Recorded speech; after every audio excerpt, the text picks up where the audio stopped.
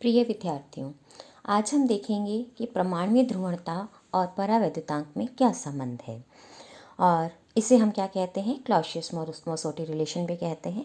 तो आपके पास अगर प्रश्न पूछा जाए परमाणुीय ध्रुवणता और परावैद्युतांक में क्या संबंध है, तो भी जो हम आगे डेरिवेशन करने जा रहे हैं आपको वही करना है। और अगर आपसे क्लॉसियस-मोसोटी संबंध निकालने को कहा जाए तो भी आपको यही काम करना है, यही डेरिवेशन करना है जो हम करने जा रहे हैं।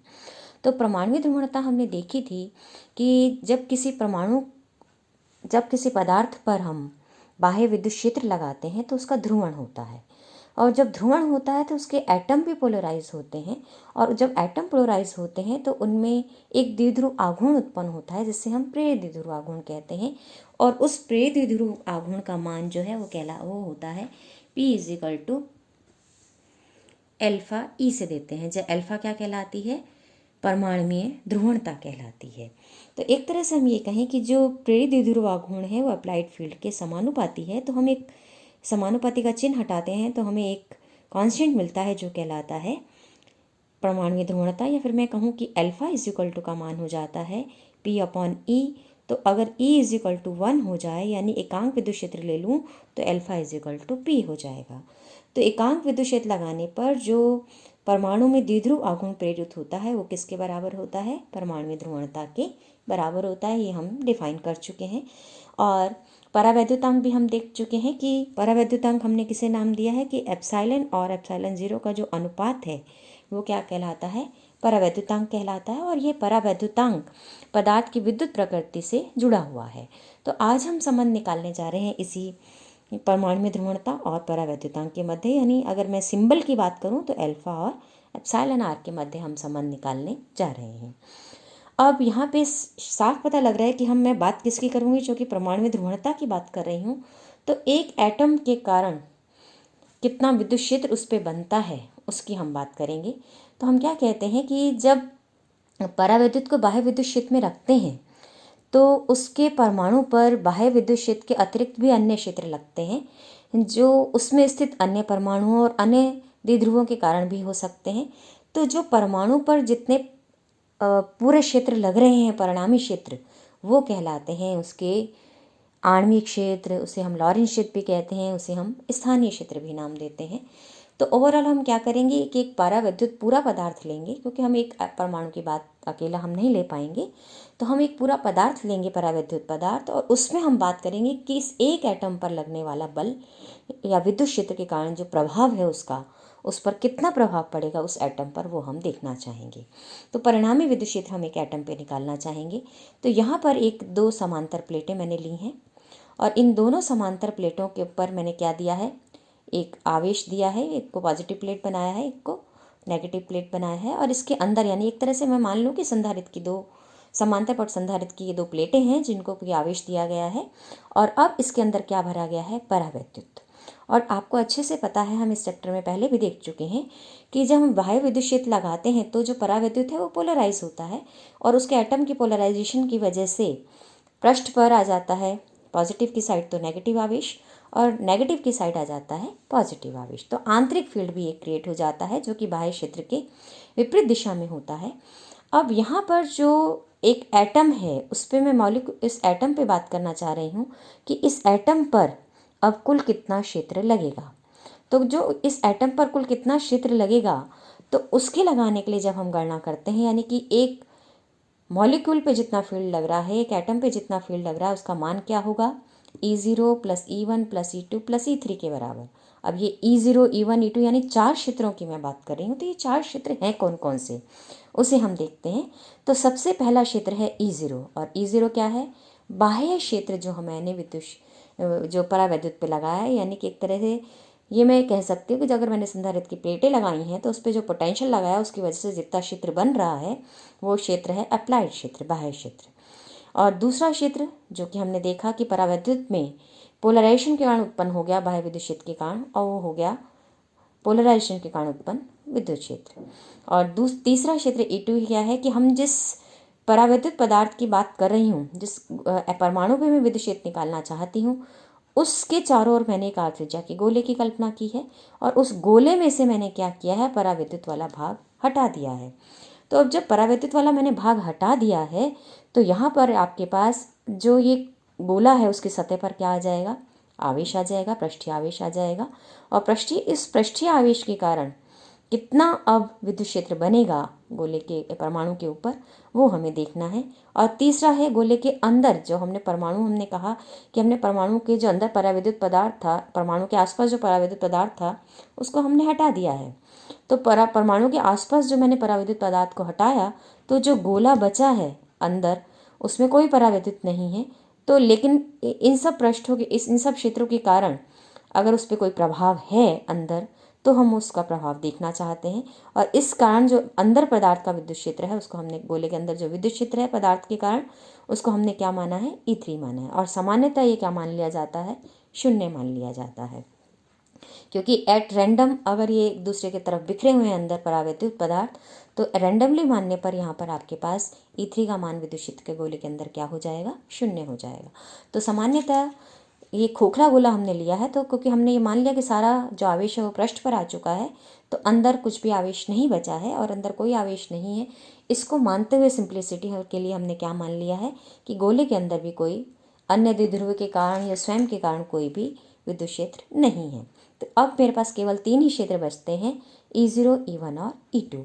E0 बाह्य क्षेत्र है, और बाह्य क्षेत्र जो कि संधारित्र की प्लेटें में मानती हुई चल रही हूँ, तो बाह्य विद्युत क्षेत्र को लिख सकती हूँ सिग्मा F अपॉन एप्सिलॉन 0, जहाँ सिग्मा F क्या है, मुक्त पृष्ठीय आवेश घनत्व है संधारित्र की प्लेटों पर। और ये मुक्त आवेश घनत्व हम देख चुके हैं किसके बराबर होता है, विद्युत विस्थापन सदिश के बराबर होता है। तो E0 is equal to sigma F upon epsilon 0 क्या बन जाता है, D अपॉन एप्सिलॉन 0। और दूसरा विद्युत क्षेत्र है मेरे पास पराविद्युत, जब बाह्य विद्युत क्षेत्र मैंने लगाया पराविद्युत पदार्थ पर या संधारित्र के अंदर जो मैंने पराविद्युत भर दिया, तो संधारित्र पे क्षेत्र लगाने पर हमारे पास पराविद्युत भी ध्रुवित हुआ। तो उस ध्रुवण के कारण जो बाह्य क्षेत्र के विपरीत एक पोलराइजेशन के कारण फील्ड क्रिएट होता है, उसका मान क्या हो जाएगा, minus sigma P upon epsilon 0, जहाँ सिग्मा P क्या है, बद्ध आवेश घनत्व है। बद्ध आवेश भी घनत्व भी कौन सा, पृष्ठीय, क्योंकि उसके भी कहाँ पर आएगा, जो आवेश आएगा वो कहाँ आएगा, पृष्ठ पर आएगा, इसलिए ये क्या कहलाता है, पृष्ठीय बद्ध आवेश घनत्व। तो अब इस विद्युत क्षेत्र का मान मैं क्या लिख सकती हूँ, जो पोलराइजेशन के कारण उत्पन्न हुआ पराविद्युत के, वो हो जाएगा minus sigma P upon epsilon 0। Minus sign क्यों, क्योंकि ये बाह्य क्षेत्र के विपरीत दिशा में है। और हम पहले देख चुके हैं इसी अध्याय में कि आपके पास सिग्मा P का मान पोलराइजेशन के बराबर होता है, यानी बद्ध पृष्ठीय आवेश घनत्व पदार्थ के पोलराइजेशन के बराबर होता है, उसके ध्रुवण के बराबर होता है। तो ये मान हो जाएगा माइनस P अपॉन एप्सिलॉन 0। और ये जो तीसरा मैंने भाग माना है पराविद्युत पदार्थ से गोले का जो भी गोले वाला भाग है, वो यहाँ से पराविद्युत पदार्थ को मैंने हटा दिया है, यानी एक छोटा सा अंश आर त्रिज्या का मैंने लिया उस एटम के आसपास, जिस एटम पर मैं विद्युत क्षेत्र निकालना चाह रही हूँ, तो उसके आसपास का पराविद्युत पदार्थ मैंने हटा के आर त्रिज्या के गोले की कल्पना की, जिसके पृष्ठ पर आवेश आ गया है प्लस माइनस, जिसके कारण जो विद्युत क्षेत्र बनेगा वो भी हम पहले डिराइव कर चुके हैं कि गोले के ध्रुवण के कारण, क्योंकि अब ये द्विध्रुव की तरह व्यवहार करता है, तो जब ये द्विध्रुव की तरह व्यवहार करता है तो मेरे पास जो मान आता है वो हो जाता है केपी, ध्रुव के कारण किसी बिंदु पर विभव मैं जानती हूँ KP cos theta upon R square होता है। और जो ध्रुवित गोला है जिसको मैं एक द्विध्रुव की तरह मानती हूँ, उसका द्विध्रुव आघूर्ण भी मैं पहले निकाल चुकी हूँ, वो होता है 4/3 पाई R³ इंटू P। ध्रुवित गोले को हमने प्रूव कर दिया था कि वो एक द्विध्रुव की तरह व्यवहार करता है और ये द्विध्रुव ही है। तो वही मान मैंने यहाँ रख के विद्युत विभव का मान निकाला, तो ये माना जाता है PZ/3 एप्सिलॉन 0। और जो विद्युत क्षेत्र आएगा E is equal to minus gradient V से, वो आ जाता है माइनस P/3 एप्सिलॉन 0। तो ये मान मैं पहले भी निकाल चुकी हूँ। और अब इन तीनों विद्युत क्षेत्रों के मान मैं क्या करती हूँ, रख देती हूँ। तो नेट जो मॉलिक्यूलर फील्ड मुझे मिलता है किसी परमाणु का, वो क्या हो जाएगा, D/ε0 minus P/ε0 plus 3P/3 epsilon 0 plus 0, क्योंकि हमने गोले के अंदर जो अब विद्युत क्षेत्र है वो क्या हो गया है, 0 हो गया है। अब यहाँ पर मैं टर्म्स को कंबाइन कर रही हूँ, तो यहाँ से मैंने एप्सिलॉन 0 E प्लस P हो गया ये मेरे पास, यहाँ से एप्सिलॉन, यहाँ पे मेरे पास जो मान है, क्योंकि D आपके पास होता है एप्सिलॉन 0 E प्लस P के बराबर होता है, तो यहाँ D का मान मैंने रख दिया है epsilon 0 E plus P upon epsilon 0। और अब इसके बाद मैं टर्म्स को कंबाइन कर रही हूँ, और टर्म्स को कंबाइन करती हूँ तो ये P अपॉन एप्सिलॉन 0 और minus P upon epsilon 0 cancel हो जाएगा, तो बचेगा एप्सिलॉन 0 E अपॉन एप्सिलॉन 0 यानी E। तो ये बच गया E + 3/ε0। तो ये हो गया मैक्सवेल क्षेत्र या स्थूल क्षेत्र जो कि मुझे अब मिला है, जो किसी एटम पर लग रहा है। अब यहाँ पर आपके पास तो ये जो फार्मूला मुझे मिल गया है कि मॉलिक्यूलर फील्ड, यहाँ पर हम ये क्वेश्चन भी कर सकते हैं कि किसी परावैद्युत के आणविक क्षेत्र का मान ज्ञात कीजिए। तो आणविक क्षेत्र कैसे निकाला जाएगा वो हम लिख रहे हैं कि आणविक क्षेत्र कितना होता है, E + P/3/ε0 के बराबर होता है। इसे हम मैक्सवेल, यहाँ पर जो E है वो क्या कहलाता है, मैक्सवेल क्षेत्र भी हम उसे कहते हैं। अब ये मुझे अच्छे से मालूम है क्योंकि ये एक परमाणु पे निकला है, पूरा विद्युत क्षेत्र कितना लग रहा है, और किसी परमाणु पे जो विद्युत क्षेत्र लगता है तो उसका ध्रुवण होता है, तो जो उसमें प्रेरित द्विध्रुव आघूर्ण होगा परमाणु में वो किसके समानुपाती हो जाएगा, अब EM के। और समानुपाती साइन में हटाऊंगी तो अल्फा आ जाएगा, और अल्फा क्या कहलाती है, परमाणुीय ध्रुवणता। अब यहाँ पर परावैद्युत के प्रति एकांक आयतन में अगर n परमाणु हो तो आपके पास ध्रुवण कितना हो जाता है, n×p होता है। ये हम देख चुके हैं, क्योंकि ध्रुवण की परिभाषा क्या है, कुल प्रेरित द्विध्रुव आघूर्ण प्रति एकांक आयतन, और कुल जो परमाणुओं की संख्या एकांक आयतन में वो n है, और एक अणु का जो प्रेरित द्विध्रुव आघूर्ण है वो p है, इसलिए ध्रुवण क्या हो जाता है, n×p। p का मान रख दिया मैंने, p का मान है अल्फा EM, तो यहाँ से P/α का मान मुझे EM का मान मिल चुका है। अब यहाँ से हम आगे देखते हैं, तो आपके पास इसका मतलब यहाँ अगर मैं देखूँ तो ये जो मेरे पास डेफिनेशन आई है ये ध्रुवण से आई है, EM का मान जो हमने निकाला है ध्रुवण से निकाला है, और ये हमने निकाला है आपके पास पूरी जो अब तक हम फॉर्मूले देख चुके थे उसके आधार पर कुल कितना परमाणुवीय क्षेत्र लगना चाहिए परमाणु पे विद्युत क्षेत्र, वो हमने निकाला था। ये चाहे हम एक तरीके से करें चाहे दूसरे तरीके से करें, मान एक ही आएगा, इसलिए हम दोनों को बराबर रखते हैं, यानी P/n का मान किसके बराबर हो जाता है, E + P/3/ε0 के बराबर हो जाता है। और P मुझे मालूम है क्या होता है, ε0 का E होता है, तो वो मैंने P का मान रख दिया, और जहाँ का E क्या होती है, विद्युत प्रवृत्ति होती है।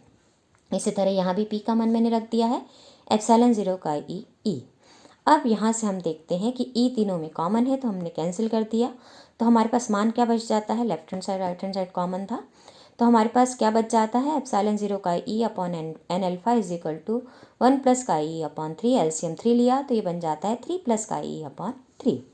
अब यहाँ पर हम देखें तो हमारे पास रिलेशन क्या आ गया है कि n∝/3/ε0 का मान किसके बराबर है, क्योंकि अब यहाँ हम क्या कर रहे हैं कि n∝ को मैं यहाँ ले गई हूँ, 3/ε0 को इधर ले गई हूँ, का E यहीं है, 3 + का E को, यानी अब मैंने ओवरऑल शिफ्टिंग की है, थोड़ी सी क्रॉस मल्टीप्लिकेशन करके शिफ्टिंग करने पर मुझे क्या मिल जाता है कि n∝/3/ε0 = का E/3 + का E के बराबर आ जाता है।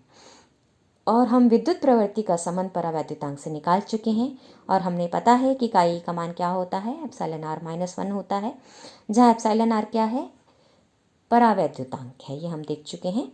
तो मेरे पास क्या रिलेशन आ जाता है, n∝/3/ε0 = εr-1, यहाँ भी वापस पुनः मैंने का E का मान रखा तो 3 + εr-1, यानी फाइनल रिलेशन मेरे पास क्या आ गया कि n∝/3/ε0 =